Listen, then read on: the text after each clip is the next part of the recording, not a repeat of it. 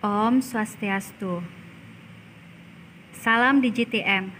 Hai anak-anak Hindu dimanapun kalian berada. Bagaimana kabar kalian hari ini? Ibu berharap kalian dalam keadaan sehat dan selalu dalam lindungan Ida Sang Hyang Widi. Kali ini Ibu akan memandu kalian dalam pelajaran pendidikan agama Hindu dan budi pekerti untuk kelas 4 dengan materi awalnya Punarbawa, upaya meningkatkan kualitas hidup. Namun sebelumnya perkenalkan dulu, nama Ibu Putu Ana Oktaswartini. Kalian bisa panggil Ibu dengan sebutan Ibu Ana. Anak-anak, apakah kalian tahu bahwa agama Hindu adalah agama tertua di dunia? Dengan nama awalnya adalah Sanatana Dharma, yang berarti kebenaran yang abadi. Nah, agama Hindu tentu kalian sudah tahu kitab sucinya adalah Weda. Jadi Weda itu adalah wahyu suci dari Sang Hyang Widi yang dijadikan pedoman dan pandangan umat Hindu dalam berpikir, berbicara, dan bertingkah laku yang baik dan benar. Tujuan agama Hindu sebagaimana yang ditetapkan dalam kitab suci Weda adalah Moksartam Jagadita Yacha Iti Dharma. Artinya, tujuan Dharma adalah untuk mencapai kesejahteraan hidup atau Jagadita dan kebahagiaan rohani atau moksa. Apakah kalian tahu untuk mencapai tujuan agama Hindu tersebut, maka terdapat 3 kerangka dasar agama Hindu. Yang pertama adalah tattwa, yaitu pengetahuan tentang filsafat agama Hindu. 2. Susila, yaitu pengetahuan tentang sopan santun dan tata krama, jadi tentang perilaku ya. Yang ketiga, upacara atau ritual, yaitu pengetahuan tentang yatnya atau upacara agama. Nah, ketiga kerangka dasar agama Hindu ini saling berkaitan dan tidak dapat dipisahkan. Ibaratkan seperti telur, maka kuning telur adalah filsafat, putih telur adalah susila agama, dan cangkang telur adalah upacara atau ritual agama. Nah, kalau cangkangnya pecah, maka putih telur dengan kuning telurnya bisa keluar dari cangkangnya, maka bisa bercampuran. Jadi itulah 3 kerangka dasar agama Hindu ini tidak dapat dipisahkan. Ajaran agama Hindu akan dicapai dengan baik jika mampu melaksanakan ajaran 3 kerangka dasar agama Hindu dengan baik, seimbang dan juga mantap. Apa hubungan antara Punarbawa dengan 3 kerangka agama Hindu? Nah, Punarbawa itu adalah bagian dari Pancasrada, di mana Pancasrada itu adalah bagian dari tattwa atau filsafat. Jadi, karena Pancasrada adalah bagian dari tattwa, maka Punarbawa itu merupakan bagian dari tattwa. Nah, tattwa atau filsafat meliputi 5 keyakinan yang kita sebut atau kita kenal nanti dengan sebutan Pancasrada. Susila berisi aturan-aturan tentang perilaku yang baik. Upacara atau ritual adalah tentang pelaksanaan dari ajaran agama itu sendiri, yang jumlahnya nanti ada 5, yaitu dikenal dengan sebutan Pancayatnya. Nah, anak-anak, apa itu Pancasrada? Pancasrada berasal dari bahasa Sanskerta yang terdiri dari 2 kata, panca dan srada. Panca berarti 5 dan srada berarti keyakinan. Jadi Pancasrada adalah 5 keyakinan dalam agama Hindu. Apa saja bagian-bagian dari Pancasrada atau keyakinan apa saja yang terdapat dalam agama Hindu? Yang pertama, percaya adanya Sang Hyang Widi atau Brahman. Kedua, percaya adanya Atma atau dikenal dengan Atman. Ketiga, percaya adanya buah dari perbuatan yang dikenal dengan sebutan karma pala. Yang keempat, percaya adanya kelahiran kembali atau dikenal dengan punarbawa. Yang kelima, percaya adanya kebebasan abadi yang kita kenal dengan sebutan moksa. Nah, anak-anak, sekarang kita pahami dulu apa itu punarbawa.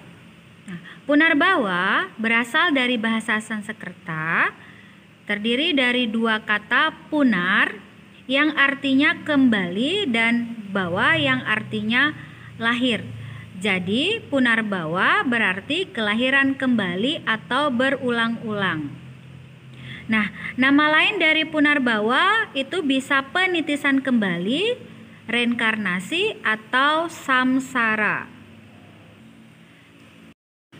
Selama berada di dunia, kita mengalami proses kelahiran dan kematian. Proses dari bayi, anak-anak, remaja, dewasa, tua hingga meninggal. Itu merupakan hukum alam atau reta yang telah ditentukan oleh Ida Sang Hyang Widi. Nah, dalam proses tersebut kita sedang melaksanakan karma atau perbuatan. Nah, hasil karma yang kita lakukan akan mempengaruhi proses punarbawa atau proses kelahiran kita.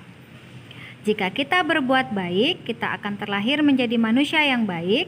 Jika kita berbuat buruk, akan lahir menjadi manusia yang menderita, makhluk rendahan, atau binatang.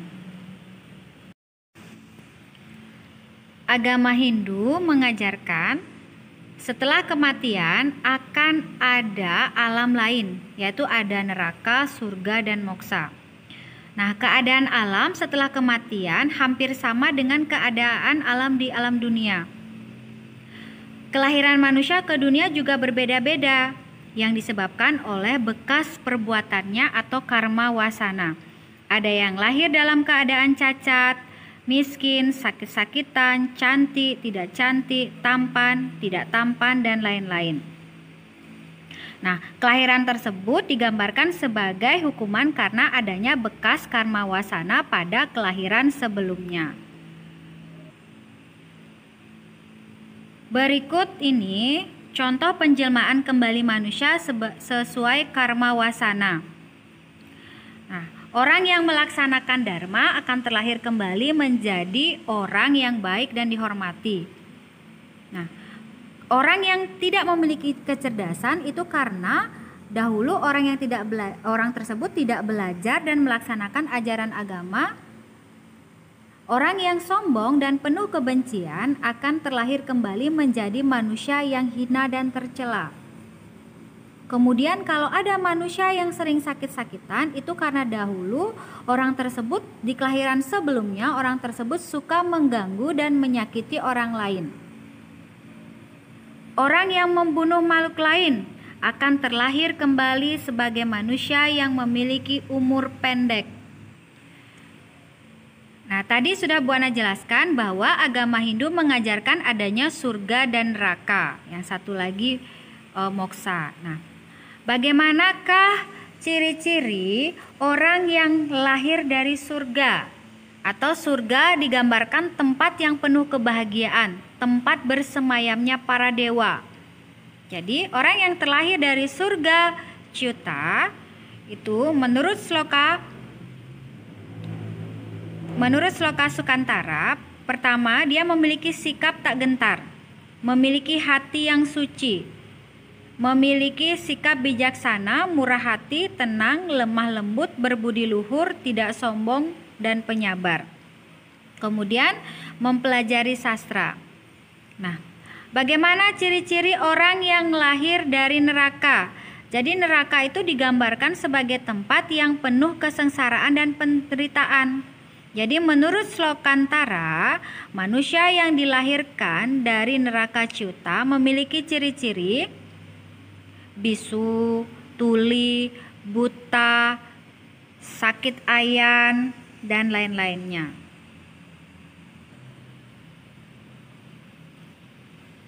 Nah, punarbawa itu merupakan kesimpulan terhadap karma yang dilakukan selama hidup. Baik atau buruknya karma seseorang menentukan tingkatan kehidupan selanjutnya. Oleh karena itu, kita harus sadar bahwa kehidupan sekarang merupakan kesempatan yang baik untuk memperbaiki diri. Dengan demikian, kita akan mendapatkan kehidupan yang lebih baik pada kehidupan selanjutnya.